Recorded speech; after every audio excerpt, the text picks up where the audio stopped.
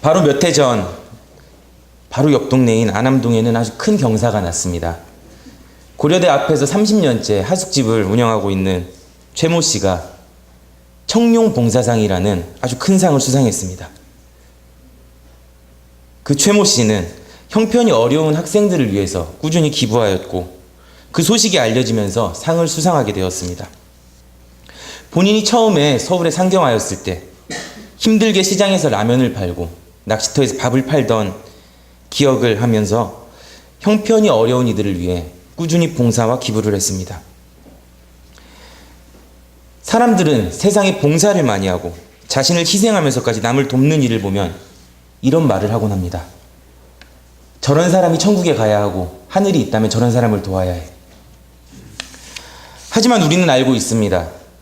아무리 착한 일을 많이 해도 예수 그리스도의 이름이 없으면 그것은 헛된 것임을 우리는 알고 있습니다. 최모 씨와는 반대로 아주 나쁜 사람이 있었습니다. 그 사람이 어떤 잘못을 했는지 정확히는 알 수 없지만 그 사람은 사형 선고를 받을 만큼 흉악범이었습니다. 세상 사람들은 그 사람을 손가락질하면서 저런 지옥에 떨어질 놈 이렇게 손가락질하며 저 사람은 누가 봐도 지옥에 갈 사람이라고 손가락질을 했습니다.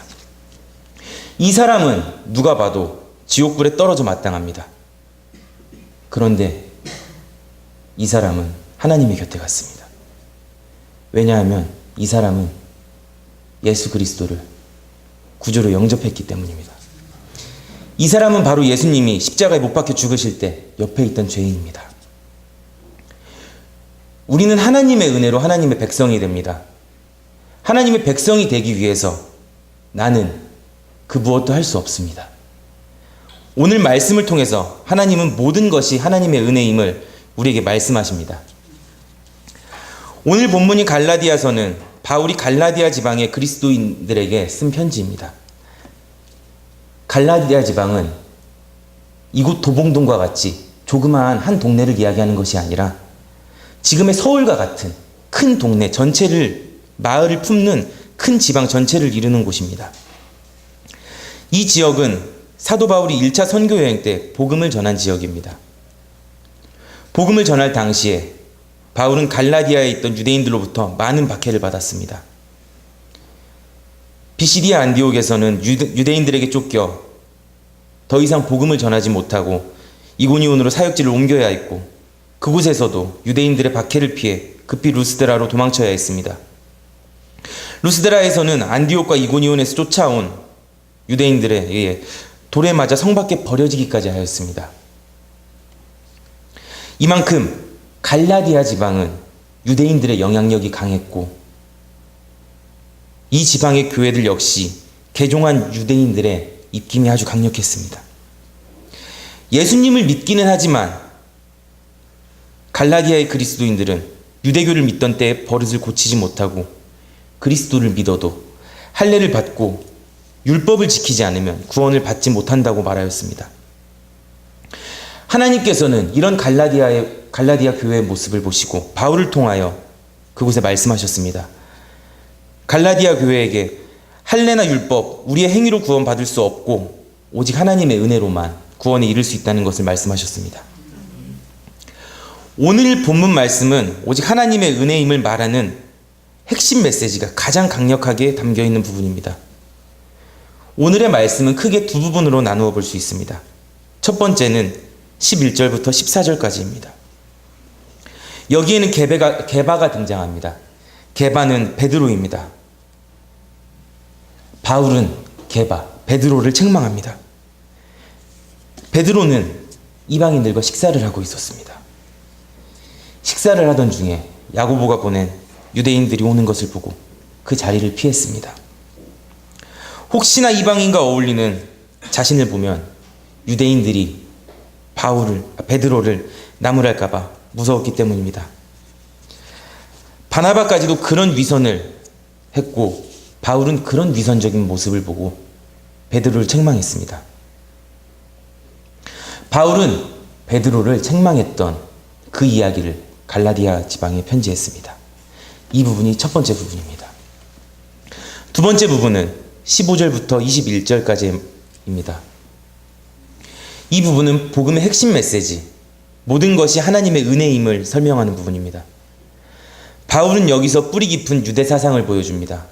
15절에서 우리는 유대 사람이고 죄인인 이방 사람이 아니라고 말합니다.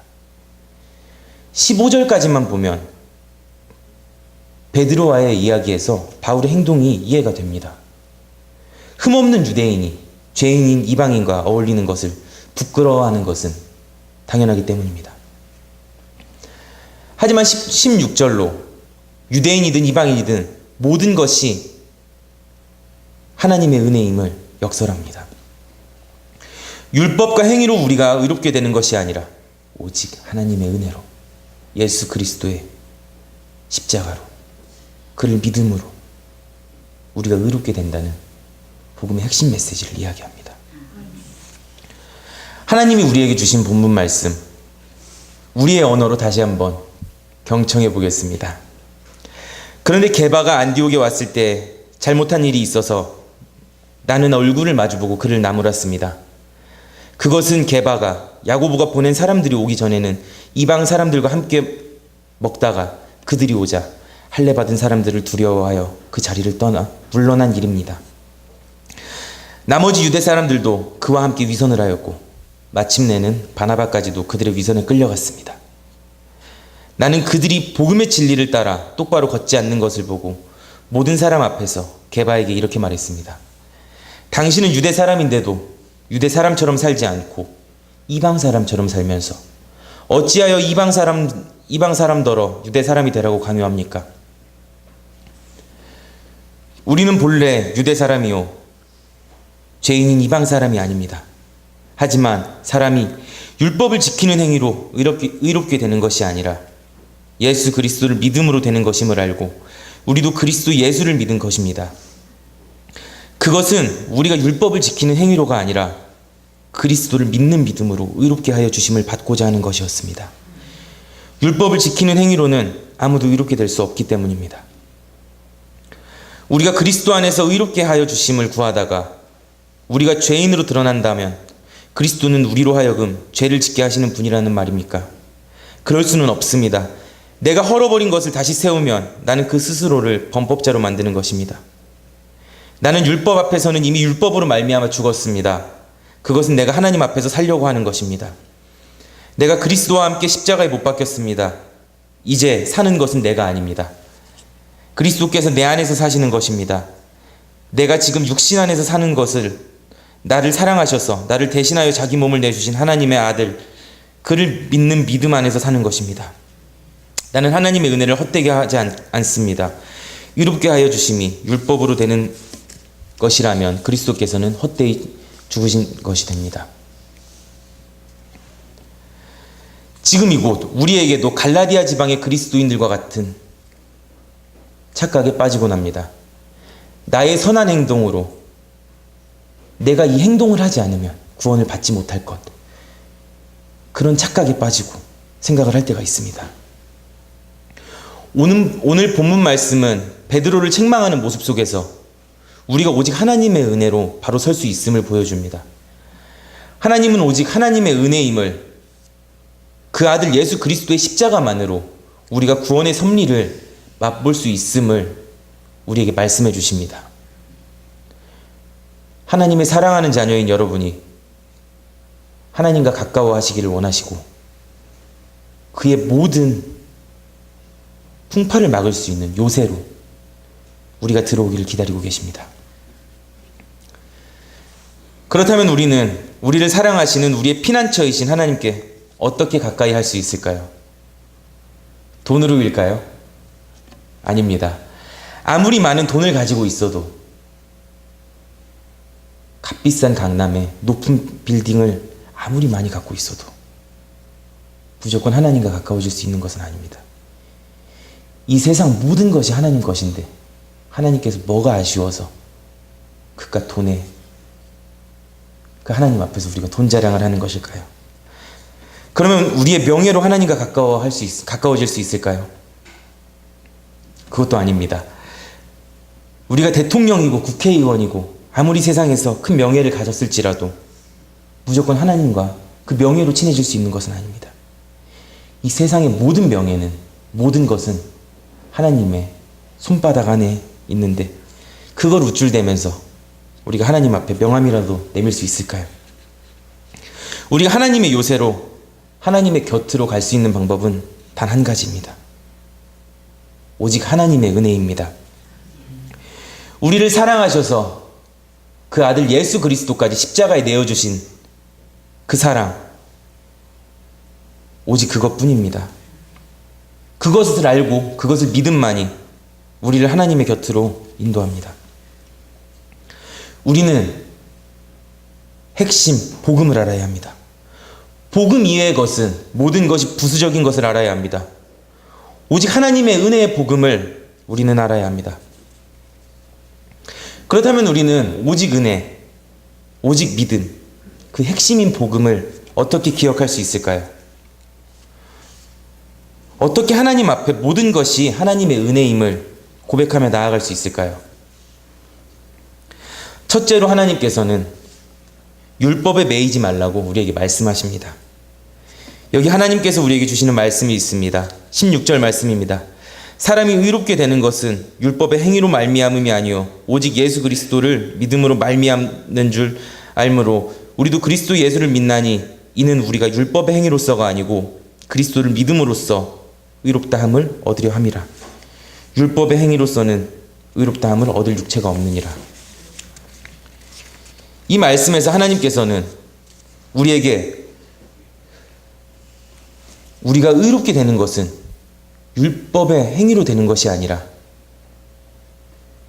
오직 예수 그리스도를 하나님의 아들로, 나의 구주로, 믿음으로 의롭게 될 수 있다고 우리에게 말씀하십니다. 여기서 율법의 행위란 구체적으로는 모세가 기록한 십계명과 율법의 규례만을 이야기하는 것이 아니라 성경에서 말하는 모든 율법과 그리고 도덕적인 선, 그것들을 행하면서 우리가 스스로 나의 선함으로 구원에 이를 수 있다는 율법주의적인 생각과 행동을 의미합니다. 하나님께서는 이런 율법주의적인 생각, 그 율법을 지키는 것, 도덕적인 선행, 그것으로 우리가 구원에 이를 수 없다는 것을 확실하게 말씀하셨습니다. 우리가 의롭다 칭함을 받을 수 있는 것은 오직 하나님의 은혜입니다. 예수 그리스도 안에 거할 수 있는 것은 오직 하나님의 은혜입니다.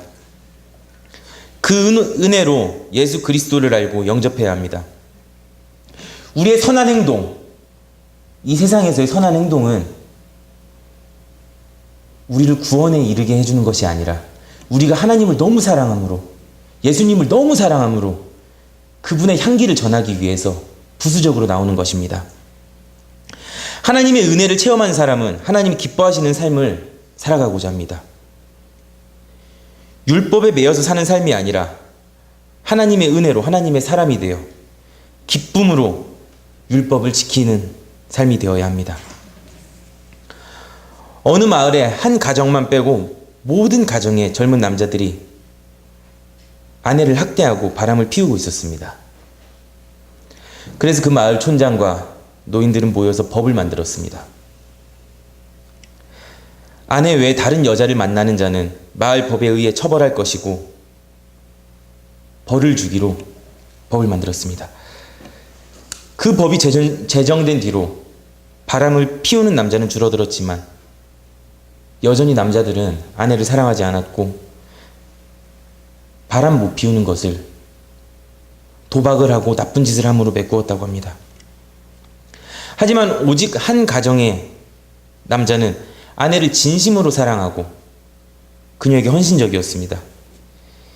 이 가정은 늘 웃음이 넘쳤습니다. 마을의 촌장과 노인들은 어떻게 하면 마을의 가정들이 이렇게 아내를 사랑하는 그런 가정이 될 수 있을까 매일 모여 논의했습니다. 그래서 다시 여러 가지 법을 추가했습니다. 하루에 수십 번씩 아내의 말을 들어주고 설거지는 꼭 남편이 할 것이며 청소는 남편이 할 것이며 이렇게 구체적인 사항들을 추가하면서 법을 만들었습니다. 하지만 여전히 아내를 진심으로 사랑하는 오직 한 가정만이 행복했습니다. 그제야 사람들은 사랑은 법으로 제정할 수 없음을 깨닫게 되었습니다. 그것은 마음에 새겨져야 하는 것임을 알게 된 것입니다. 오히려 아내를 사랑하는 그 사람은 마을의 법이 거추장스러웠습니다. 지금까지는 내가 아내를 사랑해서 자발적으로 해왔던 것인데 갑자기 강제적으로 하니까 아내와의 관계가 어색해지고 불편했습니다. 마음의 사랑의 법이 새겨진 자에게는 문자로 찍힌 강제적 행동 규범이 율법이 필요가 없습니다. 율법은 우리에게 참고사항일 뿐입니다. 그런데 그 마을에 어떤 계기가 생겨 모든 사람들에게 큰 깨달음이 일어났습니다. 사람들은 마음을 치며 회개하였고 마음을 새로 이해하였습니다. 진심으로 모두 아내를 사랑하게 되었습니다. 더 이상 이전에 만들었던 법은 필요하지 않았습니다. 그 이상의 헌신이 이루어졌기 때문에 법들은 필요하지 않았습니다. 이제 마을 노인들은 모여서 그 법을 폐지하기 위해 회의를 하였습니다. 그런데 노인들은 두 편으로 갈라졌다고 합니다. 이제 남편들이 진정으로 아내를 사랑하는데 그 법이 필요하지 않다라고 주장하는 한 무리와 참고사항으로 그 법은 꼭 필요하다고 놔두자고 하는 한 무리가 편을 갈라 싸웠습니다. 끝내 결론이 나지 않고 마을은 두 편으로 나뉘었다고 합니다. 마을 북쪽에는 법을 여전히 지켜야 한다고 주장하는 사람들이 살게 되었고 마을 남쪽에는 사랑하는 사람에게는 그 법이 필요 없다고 주장하는 사람들이 살게 되었습니다. 북쪽 마을 남편들은 아내를 사랑하기보다는 그 법을 지키기에 급급했습니다. 점점 사랑은 실종되고 그 법을 지킴으로 스스로 충실한 남편이라는 그런 자부심만 생기게 되었습니다. 그 법을 지킨 남편들은 자신들이 완벽하게 남편 구실을 하고 있다고 생각했습니다. 사랑을 느꼈던 부인들은 다시 율법적인 행동을 하는 남편들을 너무 의무적이고 메마르다고 느꼈습니다. 그래도 의무감으로 행하는 것 때문에 큰 문제는 못 느꼈습니다. 행복하지는 않아도 일단 힘들지는 않았기 때문에 다행이라 생각했습니다. 반대로 남쪽 마을 남편들은 진심을 다해 아내를 사랑했습니다. 그들은 과거의 법들을 보면서 아내를 사랑하는데 유용하다고 생각하는 것들은 잘 실천했습니다. 그들은 자유했지만 아내를 사랑했기 때문에 스스로 아내를 섬겼습니다. 아내들은 행복했고 가정에는 기쁨이 있었습니다. 아내를 진정으로 사랑하면 그 행동이 변하는 남쪽 마을 사람들처럼 하나님은 우리의 행동이 하나님을 사랑함으로 나오기를 원하십니다. 벌 받기가 무서워서 법에 매여 사는 율법주의자를 그 삶을 원하지 않으십니다. 여기 모인 우리는 율법에 매여 사는 사람이 아니라 하나님의 은혜로 말미암아 살아가는 성도님들 되시기를 바랍니다. 둘째로 하나님께서는 오직 예수 그리스도 안에 살라고 우리에게 말씀하십니다. 여기 하나님께서 우리에게 주시는 말씀이 있습니다. 20절입니다. 내가 그리스도와 함께 십자가에 못 박혔나니 그런즉 이제는 내가 사는 것이 아니요 오직 내 안에 그리스도께서 사는 것이라. 이제 내가 육체 가운데 사는 것은 나를 사랑하사 나를 위하여 자기 자신을 버리신 하나님의 아들을 믿는 믿음 안에서 사는 것이라. 예수 그리스도와 함께 십자가에 못 박혔다는 것은 죄에 빠진 우리를 구원하시기 위해 십자가의 고난을 감당하신 예수님을 구주로 영접했다는 것을 의미합니다. 또한 예수 그리스도의 십자가 지심으로 율법에 매여 있던 우리는 자유함을 얻었습니다. 나의 죄를 대신 지어주시고 자유함 주신 예수 그리스도를 위하여 오직 그리스도를 위해서 예수 그리스도 안에 거하라고 살라고 하나님께서는 말씀하십니다. 하나님께서는 이 세상을 창조하셨습니다. 아무것도 없는 곳에서 이 세상을 창조하셨습니다. 그리고 창조의 마지막 날 하나님의 형상을 닮은 사람을 만드셨습니다. 처음에 사람은 하나님의 형상을 닮아 하나님 보시기에 너무 좋았습니다. 그런데 그 사람의 마음에 교만함이 생기기 시작했습니다. 하나님과 같아지고자 하는 교만함이 생겼습니다. 그 교만함으로 하나님께서 금하신 동산 중앙에 있는, 동산 가운데에 있는 선악과에 손을 대버렸습니다. 그 결과 인간은 죄인이 되었습니다. 죄의 값은, 죄의 형량은 사망이었습니다. 그렇게 죽어가는 우리, 죽을 수밖에 없는 우리, 죄를 지어 죽어 마땅한 우리를 하나님께서는 너무너무 사랑하셨습니다. 그래서 그 아들을 이 땅에 보내셨고 우리의 죄값을 대신 지게 하셨습니다. 십자가라는 저주의 나무 아래 아들을 죽게 함으로 우리의 죄의 값을 대신 지게 하셨습니다. 이 십자가의 사랑으로 인해서 우리는 죄로부터 자유함을 얻게 되었습니다. 하나님께서는 예수 그리스도를 통하여 우리에게 자유함을 주셨습니다. 이 자유함으로 우리는 의롭다함을 들을 수 있는 기회가 생겼습니다. 이 기회는 하나님께서 우리에게 주신 하나님의 사랑입니다. 하나님은 우리를 사랑하십니다. 그 아들이 죽기까지 우리를 사랑하셨습니다. 하나님은 우리가 다시 그 사망의 죄의 권세 아래로 들어가기를 원하지 않으십니다. 하나님은 우리가 하나님께 의롭다함을 받고 하나님의 백성이 되기를 원하십니다. 그 방법은 바로 우리가 예수 그리스도 안에 꼭 붙어 있는 것입니다. 우리가 예수 그리스도를, 예수님을 구주로 영접하여 하나님의 백성이 되어 흑암과 죄의 권세, 사망의 권세 그곳에 나가지 않고 하나님 안에서 우리가 하나님의 곁에 있으시기를 하나님은 원하십니다.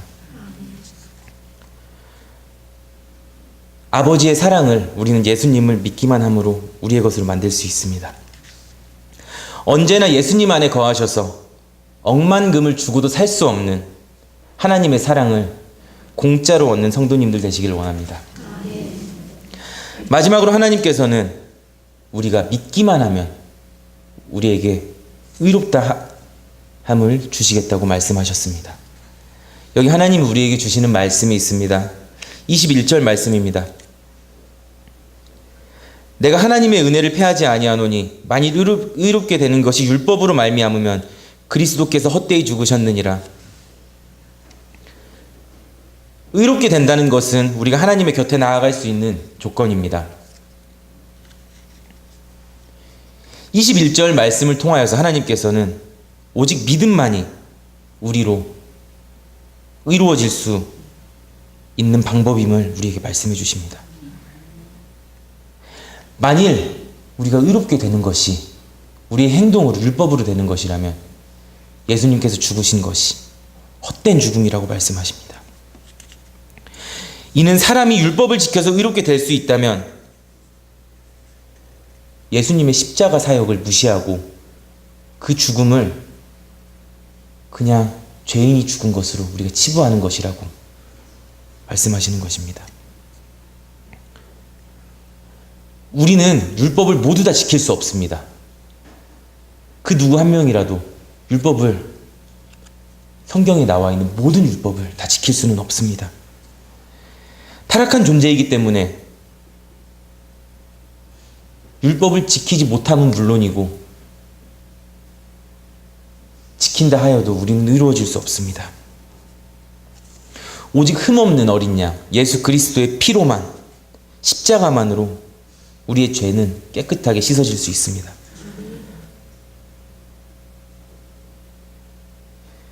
죄인인 우리를 의롭다 해주시는 하나님의 은혜는 우리가 그 은혜의 대가를 지불하고자 하는 순간 그 은혜는 그냥 싸구려 은혜가 됩니다. 꼭 은혜에 무슨 말을 붙이고 싶다면 내가 지켜서 내가 착해서 받는 은혜가 아니라 에베소서에 나오는 성경의 표현대로 말할 수 있을 것입니다. 바로 거저 주시는 은혜, 이것이 하나님께서 우리에게 주시는 은혜입니다. 그 거저 주시는 은혜를 꽉 잡고 사시는 성도님들 되시길 바랍니다. 나의 잘난 무엇으로 또 의롭다 칭함을 받을 수는 없습니다. 모든 것이 하나님의 은혜입니다. 우리의 삶 속에서 오직 은혜로 믿음으로 살아가시기를 바랍니다. 믿음으로 나아갈 때 하나님께서는 하나님의 택하신 백성, 여기 모인 우리를 의롭다 칭해 주실 줄을 믿습니다. 한 주일학교 교사가 그의 반 학생들에게 하나님의 은혜에 값없는 거저 주시는 그 은혜를 설명하기 위해 그 선생님의 시계를 주머니에서 꺼냈습니다. 그리고 학생에게 나아가 학생에게 시계를 주었습니다. 내가 이 시계를 너에게 줄 터이니 이 시계를 가져라. 그랬더니 그 학생은 속으로 생각했습니다. 내가 잘한 것도 없는데 이 선생님이 왜 주시지? 나를 시험하는 거야. 그렇게 생각하며 학생은 싱긋 웃으며 시계를 받지 않았습니다. 그 선생님이 다른 학생에게 시계를 주었습니다. 그 학생도 다른 학생들의 눈치를 보면서 저 선생님이 나를 시험하는 거야. 내가 여기서 받으면 이상한 사람이 되는 거야. 이렇게 생각하면서 그 시계를 받지 않았다고 합니다. 한 바퀴를 다 돌고 마지막으로 가장 어린 소년에게 그 교사가 시계를 주었습니다. 그 가장 어린 아이는 웃으면서 그 시계를 덥석 받고 선생님 고맙습니다. 이렇게 말했다고 합니다. 그때 선생님이 말했습니다. 고맙다. 나를 믿어주어서 고맙다. 이 시계는 이제 네 것이니 잘 간직하고 잘 사용하거라. 이 말을 들었을 때 다른 학생들은 아주 화가 났다고 합니다. 그럴 줄 알았으면 내가 받을 걸. 정말로 주는 줄 알았으면 내가 받을 걸. 모두 후회했다고 합니다. 은혜는 값없이 거저 주시는 하나님의 선물입니다. 오직 나에게 주심을 믿기만 하면 내 것이 되는 것입니다. 너무나도 귀한 의롭다함을 우리는 믿기만 하면 얻을 수 있습니다. 나의 그 똑똑한 머리로 계산하지 마시길 바랍니다. 하나님의 한없는 사랑을 내 머리로 계산해서 내가 갖고자 하면 그 누구도 가질 수 없습니다. 하나님의 사랑을 그저 믿고 누리는 성도님들 되시길 바랍니다. 하나님은 우리를 사랑하십니다. 하나님은 여기 있는 나를 위해서, 우리를 위해서, 한 분 한 분을 위해서 가장 사랑하는 아들 예수님을 십자가에서 죽게 하셨습니다.